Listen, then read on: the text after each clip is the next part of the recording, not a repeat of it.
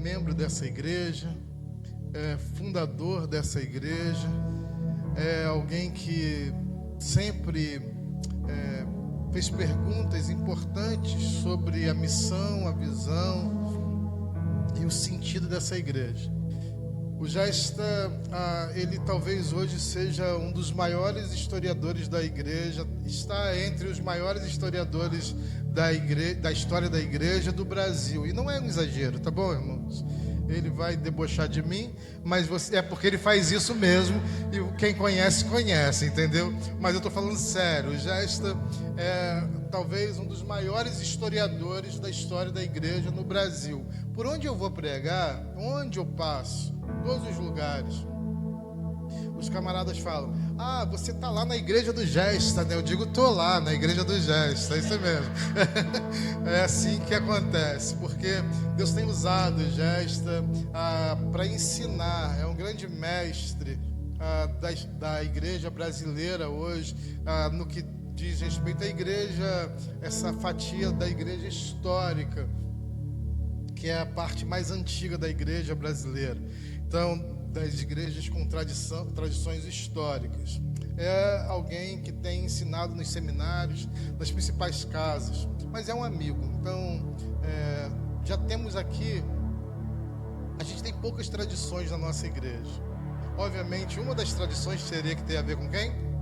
Com o Gesta, né? Que todo último domingo de outubro, que é o mês do aniversário, mas também aponta, às vezes cai no dia, às vezes cai próximo, para o dia da Reforma Protestante. Essa data tão importante para nós como igreja. É a liberdade da igreja em experimentar Jesus, o Espírito Santo e a palavra de Deus com liberdade. Já sempre está pregando aqui, que Deus te use. É a sua casa, é a sua igreja, você está aqui desde sempre. Que Deus fale com você e através de você nessa manhã.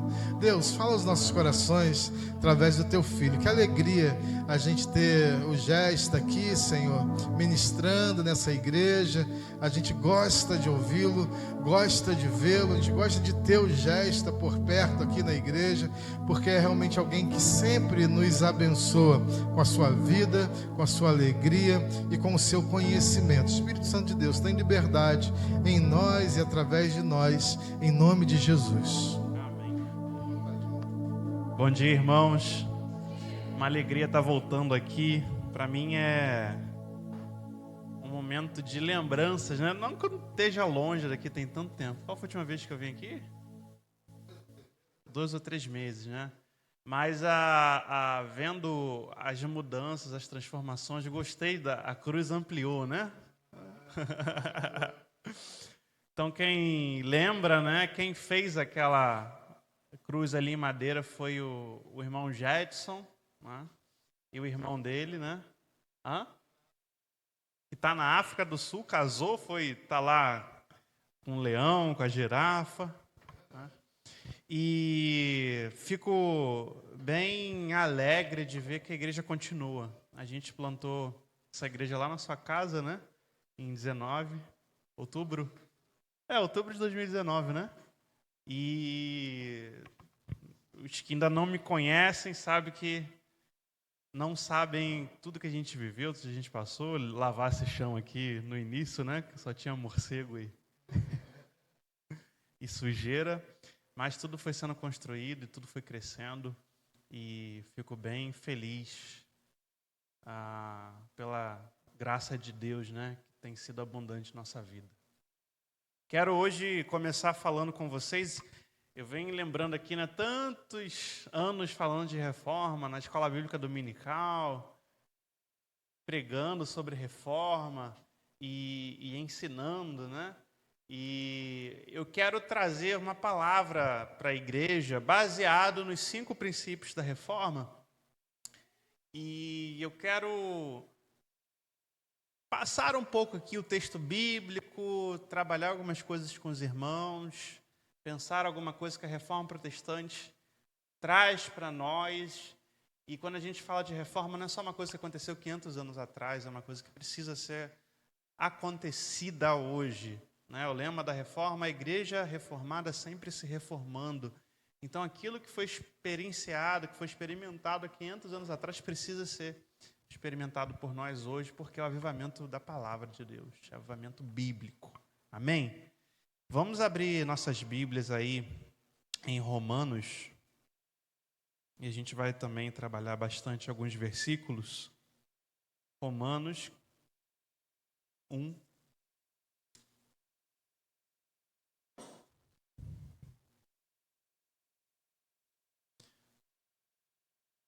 Vou botar aqui o meu esboço. Parei de usar papel. Só a Bíblia mesmo. Hã? Só a Bíblia mesmo. Romanos capítulo 1, versículo 17, vai dizer o seguinte: pois no Evangelho a justiça de Deus se descobre de fé em fé, como está escrito, o justo viverá pela fé. Esse versículo, ele foi muito importante na vida, por exemplo, de um reformador chamado Martinho Lutero. Esse versículo ele vai marcar a vida de Martinho Lutero, porque na igreja da época, na igreja católica da época dele, Deus era um ser que estava esperando você morrer para acabar com a sua vida. Deus era um ser que estava esperando você morrer para te castigar pelos seus pecados. Deus, se hoje você ora a Deus, se hoje você conversa com Deus, se hoje você vai até Deus, naquela época você não queria fazer isso, porque Deus era muito irado e estava querendo te torturar no inferno, no purgatório. E Lutero, ele diz que quando ele leu esse versículo, ele descobriu esse versículo pela primeira vez, esse versículo não encheu ele de coisas boas, mas de coisas ruins. Porque quando ele ouviu a frase, a justiça de Deus, a justiça naquela época, a ideia era de condenação. Então ele imaginou a condenação que viria sobre a vida dele, que era um pecador. E ele diz que lutou dentro desse versículo dias, não conseguia mais pregar, não conseguia mais ensinar, não conseguia mais orar. Até que no final daquela semana, o Espírito Santo abriu os olhos dele, abriu o entendimento, a mente e o coração dele para entender o que realmente significava esse versículo. Significava que, pela fé e não pelas obras, o justo, ele passa da morte para a vida. Nós ouvimos esse versículo sempre na igreja, né? A vida inteira o justo viverá da fé, falando, né? Vai passar pelos problemas, vai passar pelas tribulações através da fé. Mas esse versículo, o contexto dele é mais jurídico, está falando de morte eterna. Então, quando fala de viverá pela fé, que ele vai passar da morte eterna para a vida eterna pela fé. E eu quero trabalhar algumas coisinhas dentro dessa ideia aqui com vocês, irmãos. Trazer, né, atualizar esse texto. Em primeiro lugar, a nossa salvação, a nossa vida espiritual não depende de nós mesmos.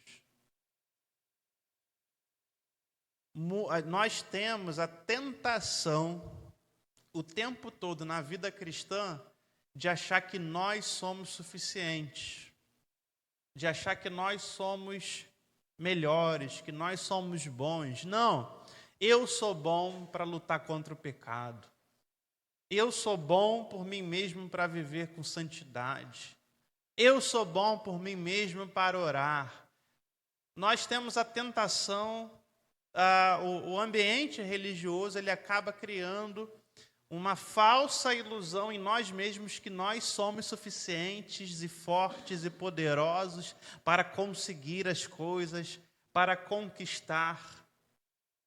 Nada disso é viver pela fé. Quando a gente pensa em viver pela fé, a gente pensa naquela experiência antiga da Bíblia de Abraão. Abraão, ele era um homem rico, um homem poderoso, um homem cheio de servos, um homem que tinha centenas de pessoas dependendo dele, bem estabelecido numa terra. numa terra rica, numa terra próspera, e Deus fala o seguinte para Abraão: sai daí. Sai da tua terra, sai da sua parentela, ou seja, da sua zona de domínio, da sua zona de conforto, da zona que você é o cara, Abraão. Da zona que você é o fortão, é o homem da cidade. Sai daí, larga tudo, abandona tudo e vai para uma terra onde eu vou te mostrar ainda. Ou seja, abre mão do seu chão, abre mão daquilo que você domina, abre mão daquilo que você passou a vida inteira conhecendo e aprendendo. Larga isso tudo para agora você aprender um novo modo de viver, que é o modo de viver com o Deus Criador, é o modo de viver em total dependência de Deus. Fé não é uma apreensão intelectual. Muitas vezes a gente acaba confundindo fé com o entendimento de alguma verdade teológica. Eu sei que Jesus é o Filho de Deus. Eu sei que Ele morreu na cruz. Eu sei que Ele ressuscitou. Isso aí é um entendimento intelectual. Se você tiver sabedoria, você vai entender isso. Agora, qual a diferença disso para a fé? A fé é você se entregar para esse Cristo. Uma coisa é você dizer e talvez entender que Ele é o Senhor da sua vida e o Salvador. Outra coisa é você abrir mão da sua vida para segui-lo. Então a Bíblia toda, de Gênesis a Apocalipse, é um convite para você exercer a sua fé. O quê? Sair da sua área de domínio, sair da sua área de controle, sair da sua área de conforto e se entregar a Deus cegamente. E isso a gente vai ver na tradição protestante a ideia de discipulado. Discipulado com Cristo. Né? Discipulado não é quando um mestre vai te dar várias diretrizes para você obedecer, não. Quando a gente fala de discipulado com Cristo, a gente fala de negar a mim mesmo, negar o que eu quero, meus sonhos, minhas vontades, meus planos, abrir mão da minha terra, da minha parentela e ouvir o que Cristo quer para a minha vida. Discipulado é você abrir mão de si mesmo para seguir tudo que Cristo é e tudo que Cristo quer para a sua vida. Então, irmãos, quando a gente pensa nesse princípio da reforma protestante, somente a fé, o justo viverá pela fé, a gente tem que entender que a nossa vida é uma questão de fé a partir da sua conversão, a partir da sua salvação. Imagina outro exemplo aqui, o apóstolo Paulo. O apóstolo Paulo era o maior teólogo judeu da sua época, talvez. Ele conhecia tudo. Ele dominava tudo. O apóstolo Paulo de Tarso. Tarso é uma região conhecida pelas escolas filosóficas e intelectuais. Era uma região conhecida pela educação e conhecimento, pelas escolas que tinham em Tarso. E Paulo dominou todas as escolas filosóficas gregas, romanas. Paulo dominou todo o conhecimento da lei, do Antigo Testamento, do judaísmo. E Paulo chega a partir do momento e fala: considero tudo aquilo esterco. Toda a minha zona de conhecimento, toda a minha zona não significa nada, porque agora em Cristo é outra terra. Agora em Cristo é uma nova dimensão, é um novo conhecimento e é totalmente pela fé. A vida cristã é entregar a sua confiança para Deus. Fé é você abrir mão da sua confiança, do seu eu. Se hoje a mídia diz, não, você pode, você tem uma verdade, você tem um poder interior, você é capaz, você é tudo, você, né, se a mídia hoje, se o senso comum, se o espírito dessa época quer te engrandecer, a vida com Deus, viver pela fé, é você se rebaixar, é você se auto-anular, é você entender que você não é suficiente. Talvez seja até contra muitos chavões, né? Que a gente, quem é antigo na igreja sabe, não, aquela ali é uma irmã de oração. Esse pastor aqui tem uma palavra poderosa. Fulano chega e diz, eu tenho meu joelho calejado. É status, né? A vida pela fé é o contrário disso. É falar, não, eu oro bastante, mas não é o suficiente. Eu sei pregar, eu tenho uma oratória, mas eu dependo completamente do Espírito Santo e do poder de Deus, senão vai ser apenas o convencimento intelectual. Eu posso ter orado por uma pessoa, algum milagre ter acontecido, alguma cura ter acontecido, mas não vem de mim. E não vai acontecer de novo só porque aconteceu uma vez. Vai acontecer de acordo com a vontade e a soberania de Deus. Então, viver pela fé é imitar o exemplo de Abraão, de Isaac, de Jacó. Se você lê todo o Antigo Testamento, a vida dos patriarcas, eles tiveram que abrir mão da zona de domínio, da zona de poder. Eles tiveram que abrir mão do seu eu, do seu mais profundo ser e obedecer a Deus. Abraão largar tudo. Isaac sacrificar o próprio filho. Imagina... O maior exemplo de todos de fé é o próprio Cristo. Cristo, quando ele se faz homem e abre mão da sua glória,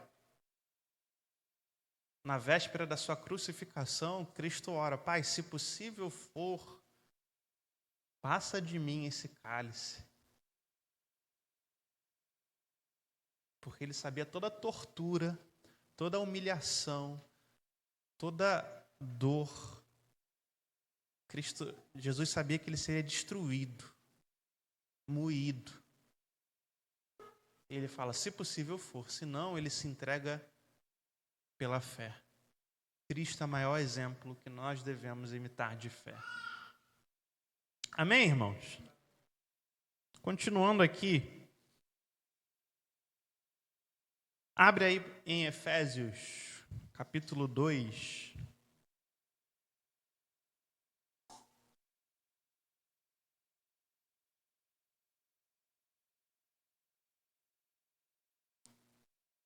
Efésios capítulo 2, 8. Quem achou, diz achei. Então ninguém achou. Efésios capítulo 2, versículo 8. Quem achou, diz amém. Amém. Amém, por isso gosta de falar mais, né? Diz assim... Pois é pela graça que sois salvos, por meio da fé. E isso não vem de vós, é um presente de Deus, não das obras, para que ninguém se glorie. Pois somos feitura sua, criados em Cristo Jesus para as boas obras, as quais Deus preparou para que andássemos nela. Segundo o princípio que a gente trabalha dentro da Reforma Protestante, somente a graça. Graça não é uma coisa que o mundo está acostumado. O mundo está acostumado com troca de favores. As religiões do mundo são troca de favores. Eu quero um milagre, eu vou para a Santinha ali e faço uma oferenda. E subo uma escada lá da Penha ali de joelho. Eu faço uma oferenda na encruzilhada para receber da entidade uma coisa que eu quero. As religiões do mundo, elas são barganha com os deuses, com as entidades, com os santos e com as santas. A fé, a vida com Deus é graça, não é barganha. E por quê? Porque você não tem nada que Deus precise. Deus é todo poderoso, Deus é soberano, Deus tem tudo. Deus não faz as coisas para você, Deus não te abençoa porque você fez algo para merecer. Ele faz por amor. Ele faz por graça. Ele te abençoa, Ele te ajuda, você que é cristão, e Ele abençoa e ajuda quem não é cristão também, irmão. O sol nasce para todo mundo. A chuva rega a terra e faz a comida nascer para todos, né?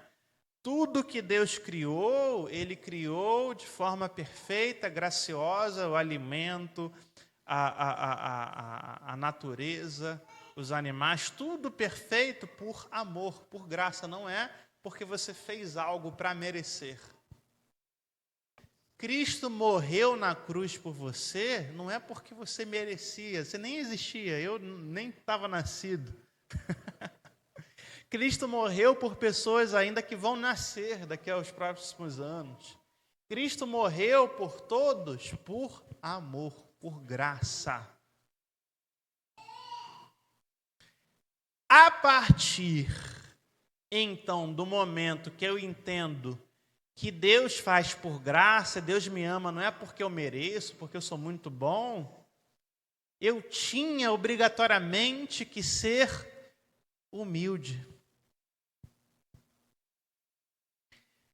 No momento que eu sei que Deus faz isso tudo sem eu merecer, eu preciso me humilhar, eu preciso entender que eu não sou nada, eu preciso entender que, nossa, eu preciso me vergonhar. Paulo fala, né, como que é vergonhoso, como que me deixa ruborizado essa ideia do amor de Deus, essa ideia da graça de Deus, como que isso aí é absurdo. Quem sou eu para merecer esse amor? Quem sou eu para merecer esse perdão? Quem sou eu para merecer a salvação? Quem sou eu para merecer cura, bênção, para ter uma família? Quem sou eu para merecer um emprego? Quem sou eu para merecer a roupa boa, a comida boa, a diversão, as coisas que eu tenho? Quem sou eu para merecer isso? O princípio da reforma é um princípio de fé e de graça, ou seja, de humildade, de me humilhar, saber que eu não sou nada, que eu não sou ninguém, e a partir desse momento me sentir amado, me sentir filho de Deus, filha de Deus, me sentir abençoado. Algum momento da sua vida você já passou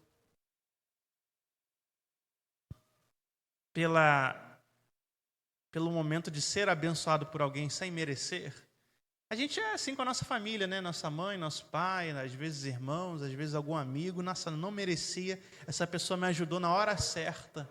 Eu não merecia, essa pessoa fez por mim algo que nem parente faz. Eu não merecia e aquela igreja, aquela instituição, eu recebi alguma coisa, nossa, veio na hora certa. E você se sentiu especial, mas constrangido. Quem já teve essa experiência aqui? Se nós tivéssemos uma vida com Deus mais profunda, o tempo todo a gente se sentiria constrangido, porque a graça de Deus age o tempo todo.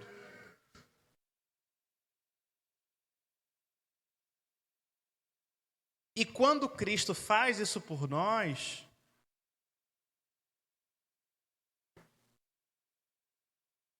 nós precisamos fazer isso pelos outros. Eu entendi que Deus agiu por mim por graça. Meu relacionamento com Deus tem que ser por graça também, porque tem gente que faz de Deus um gênio da lâmpada. Tem gente que transforma Deus em um santo, em uma santa. Deus, se você me der isso, eu vou ficar 1 mês de jejum. Eu vou ficar 1 mês sem Netflix. Eu vou doar não sei quanto para a igreja, é para o Senhor me dar o que eu quero. Quem disse que Deus quer dar para você o que você quer? Quem disse que o que você quer é certo? Quem disse que o que você quer é o que você precisa? Quem disse que o que você precisa é o que você quer? Graça é aceitar a bênção de Deus e graça também é aceitar o mal. O tempo mal, as coisas ruins que vêm na sua vida. Graça é aceitar com a mesma alegria que você recebeu a bênção, a mesma alegria você receber a perda, a morte, a doença, a destruição. Eu, irmãos, fico muito feliz com o crescimento da igreja, ao mesmo tempo que eu recebo com graça as coisas que aconteceram de ruim aqui. Porque a gente precisa aprender com tudo. A gente precisa aprender com as perdas que nós tivemos aqui também. Não dá para a gente ser um ser humano do Twitter, do Instagram, do TikTok que esquece. Só vive de presente. 8 segundos, 2 frases. O que passou, passou. Quem passou, desapareceu. Não. Sua mente pode até estar agora pensando no presente, mas seu subconsciente está com o passado aqui. E eu sou professor de história, né? Eu vivo de passado. O passado me paga meu salário. Né? Aliás, irmãos, sempre que a gente pensar em história da igreja, pensar em reforma, né? Jesus Cristo diz que Deus não é um Deus de mortos, é um Deus de vivos. Então, falar da história do cristianismo é a mesma coisa que a gente está falando também que a Bíblia é um livro de história, ou seja, todos os exemplos desses grandes homens e mulheres de Deus que passaram servem para nós hoje e todos eles estão vivos em Cristo.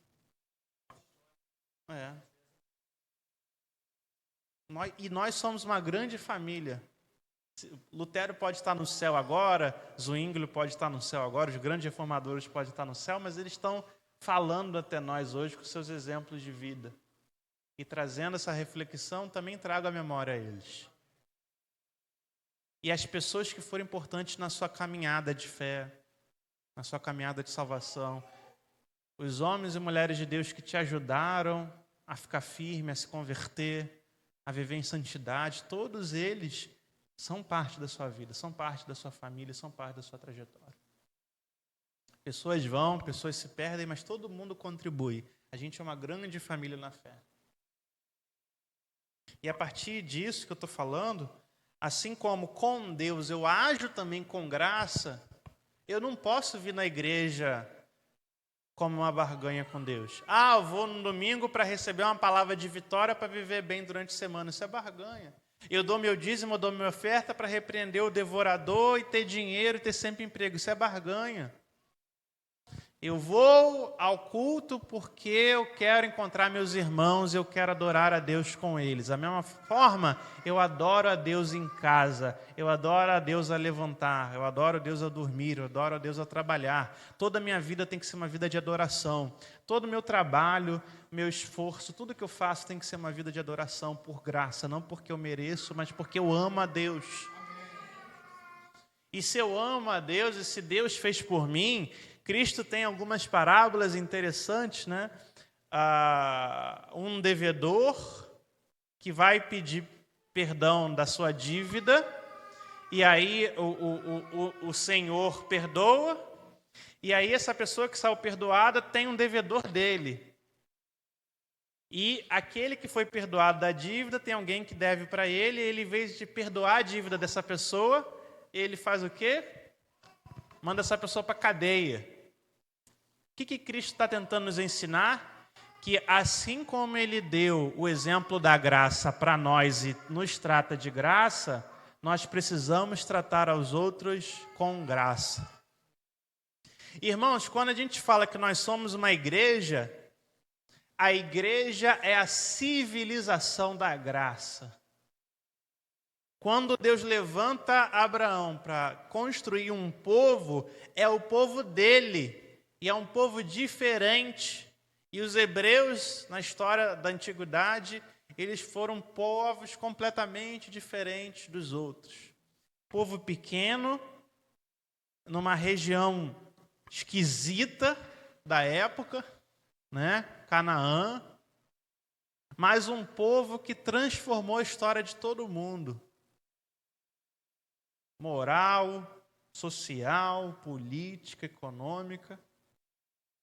O que o povo de Israel fez para a história do mundo não se compara. E do povo de Israel vem Cristo. E Cristo se Adão deu origem à primeira humanidade, Cristo é o segundo Adão. Ele vai dar origem à nova humanidade da qual nós fazemos parte. E essa nova humanidade é também uma civilização. A igreja também é um povo. A igreja também é uma civilização, também é uma nação. A igreja também é uma sociedade, mas que não se rege com as leis do mundo. Não se rege com os padrões mundanos, se rege com os padrões do reino de Deus. E a constituição fundamental, a cláusula pétrea da constituição do reino de Deus é a graça. Eu preciso tratar o meu irmão com graça. Eu preciso perdoar. Eu preciso ajudar o meu irmão, ajudar a minha irmã, não porque ele merece, mas porque ele precisa. Mesmo que eu tome uma espetada, tome um tapa na cara, a gente precisa dar a outra face. Se o meu irmão precisar que eu caminhe uma milha com ele, eu caminho com ele o quê? 2. Se o meu irmão precisar de alguma coisa emprestada, eu dou. Ah, Luca, mas que loucura, que doideira é essa? É o reino de Deus. Você está disposto a viver isso? Não? Então, irmão, vai para o mundo. Discipulado também não é ficar só empurrando a vida religiosa com a barriga. É você abrir mão e seguir.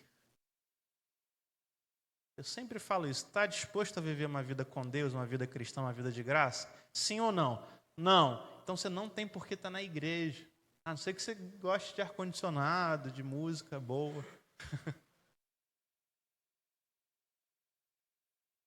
Jesus nunca chegou para as pessoas e falou, pelo amor de Deus, me segue. Ai, me segue, por favor, me dá um like. Jesus nunca fez isso. Jesus Cristo pregava a mensagem, falava, o certo é esse. Você quer? Não. Sacode até a poeira do pé. Deus não é seu amiguinho também, igual tem algumas músicas que falam. Deus, ele é o seu Senhor. Ele é um pai amoroso. Mas ele exige que você o siga. Exige que você abra a mão. Exige que você faça a sua caminhada de fé. Deus não ficou lá para Abraão. Ah, Abraão, por favor. Ah, Abraão, eu vou te dar isso. Não, ele nem falou nada. Ele falou só sai e me segue. E assim como eu preciso tratar os meus irmãos com graça, eu também preciso tratar aqueles que não são meus irmãos com graça. Nós temos oportunidade, gente, o tempo todo de vivenciar a graça de Deus com as pessoas do mundo. A gente tem a oportunidade o tempo todo de vivenciar a graça com quem fere, com quem machuca, no trânsito, no BRT lotado, no trem, na internet, na família, com os filhos que não são da igreja ou são, com os familiares que não são cristãos. A gente tem a oportunidade o tempo todo de vivenciar a graça, de perdoar, de dar outra face, de caminhar mais uma milha, de tolerar, de engolir sapo. A gente tem a oportunidade.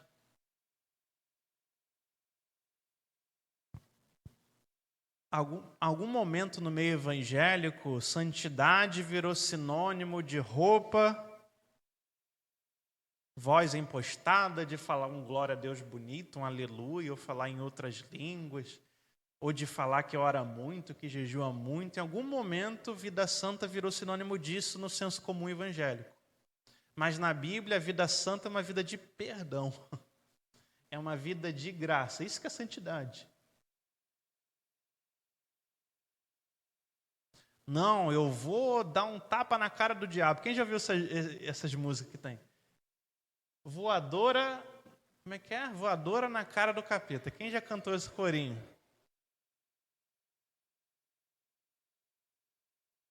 E aí tem aqueles áudios do WhatsApp.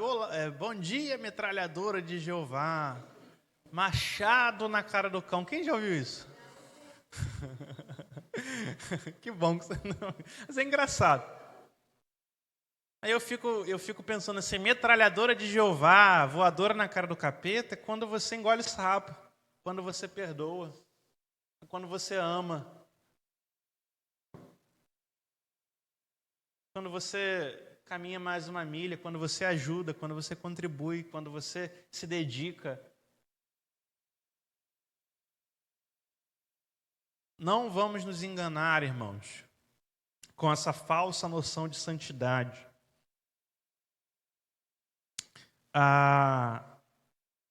Assim como nós recebemos da graça, nós damos e tratamos semelhantes aos irmãos com graça. E a igreja precisa ser uma civilização da graça.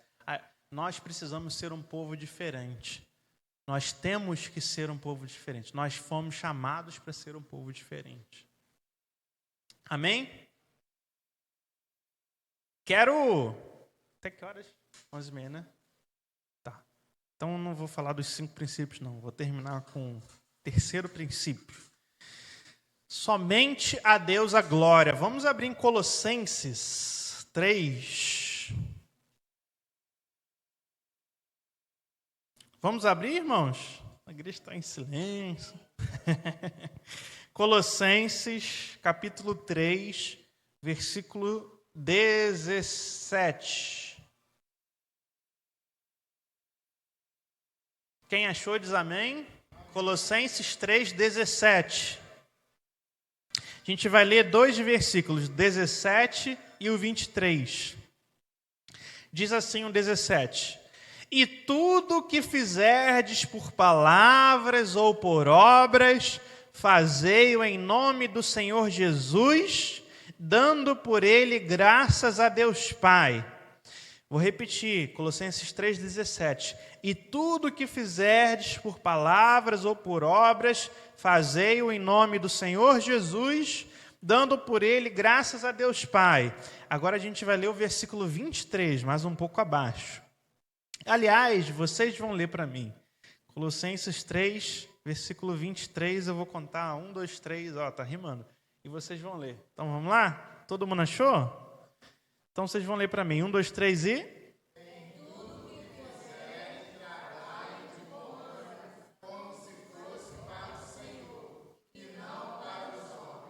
Amém. Eu quero trazer o princípio de somente a Deus a glória. Na Idade Média, o sinônimo de fazer algo para Deus era que os monges faziam. Eles se trancavam nos mosteiros e ficavam lá em vida de contemplação. Ou fazer algo para Deus era aquilo que os sacerdotes, que os padres faziam, a Eucaristia, celebrar os sacramentos. E o que as pessoas faziam no dia a dia, trabalhar, cuidar da família, não era para Deus. O que os reformadores vão fazer é dizer que todas as nossas ações, atitudes são para a glória de Deus. Todo o nosso trabalho é para a glória de Deus. Todos os nossos pensamentos precisam ser para a glória de Deus. O que os reformadores trouxeram novamente para o cristianismo é: a vida cristã não se vive no templo. A vida cristã não se vive só aqui dentro. A vida cristã, aqui dentro a gente fica 0,0001% da nossa vida, né? Domingo de manhã, domingo à noite e terça à noite. A vida cristã se vive lá fora. Tudo que você precisa ser uma glorificação de Deus. Glorificar a Deus não é apenas no hino que você canta, no louvor. Ou está ouvindo uma pregação e falar glória a Deus. Você glorifica a Deus no seu trabalho. Lucas, eu odeio meu trabalho. Maravilha, ali é uma forma. Tudo que você fizer lá no seu trabalho, faça como se estivesse fazendo para Deus. Faça como se fosse um culto. Deus, eu odeio essas pessoas. O Senhor sabe o quanto eu tenho ojeriza de gente aqui no trabalho, os meus colegas de trabalho, mas eu vou tratá-los como se fosse um culto para ti. Somente a Deus a glória é vasculhar os seus pensamentos e saber se os seus pensamentos estão rendidos para a glória de Deus. Tem gente que só faz o exame, examinar esse mesmo na hora da ceia, né? Não, hoje é dia de ceia, eu vou pedir perdão pelos meus pecados. Hoje é dia de ceia, eu vou examinar a mim mesmo. Aí você fica ali 5 minutinhos durante o louvor, né? O que eu fiz de errado essa semana? É quase a confissão que fazia para o padre, né? Padre, pequei. Aí antes de você beber do cálice e comer do pão, você... Não, Deus, perdoa todos os meus pecados. Eu me arrependo de tudo. Isso não é arrependimento. Isso é só uma forma de deixar sua consciência mais aliviada para você poder participar da ceia sem condenação. Isso é só ser religioso. Isso é só viver cristianismo dentro de igreja, de templo. Irmãos, hoje tem sido muito perigoso, porque as pessoas estão trocando a santidade por militância.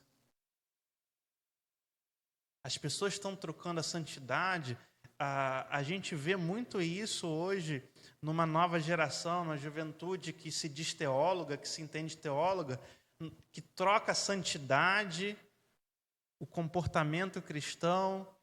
Não, porque eu vou ajudar o pobre, eu vou ajudar a natureza, eu vou ajudar não sei o quê, eu vou votar no político tal. Isso não é sinônimo de santidade, né? Os irmãos sabem, né? Toda a minha caminhada, nossa vida cristã tem que refletir na política, na sociedade, na economia, na natureza, mas isso não é santidade. Santidade é o que você faz no seu pensamento, é se arrepender dos seus pecados. O pecado continua existindo, o inferno continua existindo e você precisa santificar. Você precisa santificar aquilo que você pensa, aquilo que você fala, a forma que você age.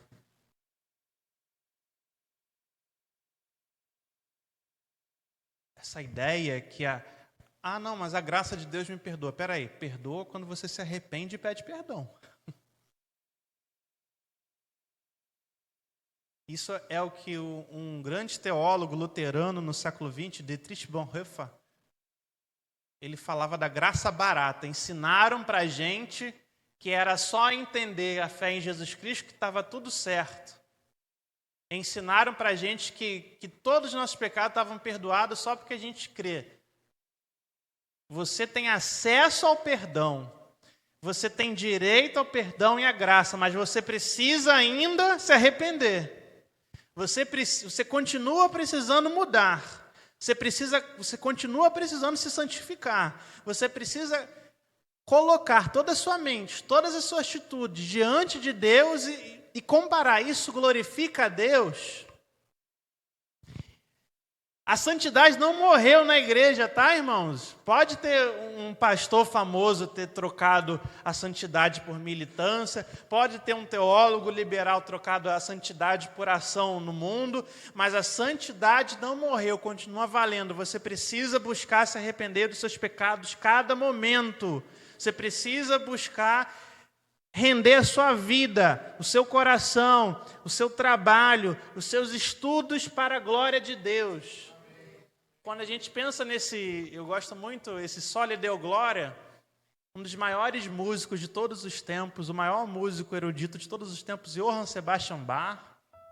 Quem gosta de música erudita, música clássica, ele era cristão, luterano e trabalhava para a igreja. Então, todos os hinos do Johann Sebastian Bach são hinos cristãos.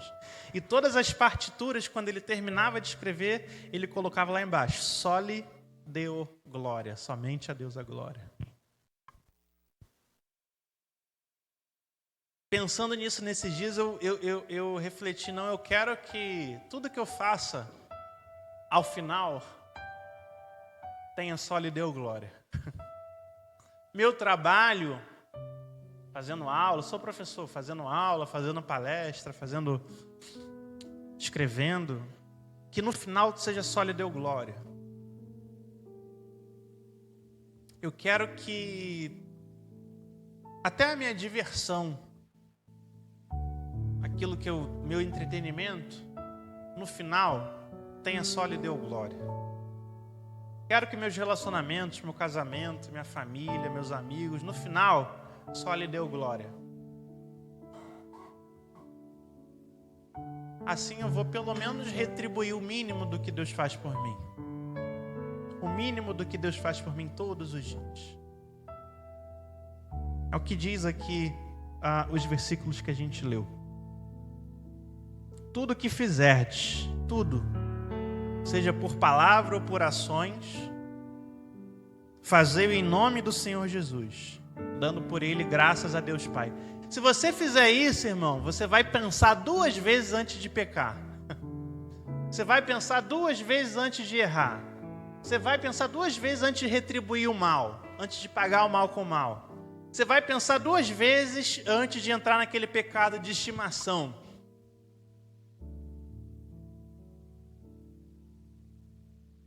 Ah, Lucas, mas, nossa, eu preciso mudar tanto.